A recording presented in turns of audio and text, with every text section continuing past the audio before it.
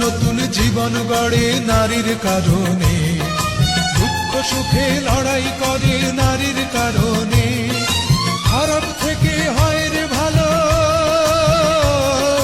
খারাপ থেকে হয় রে ভালো নারীর কারণে।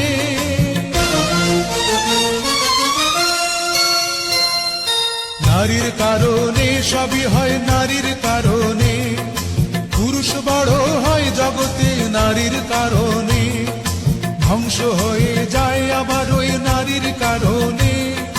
নারীর কারণে হায় রে নারীর কারণে।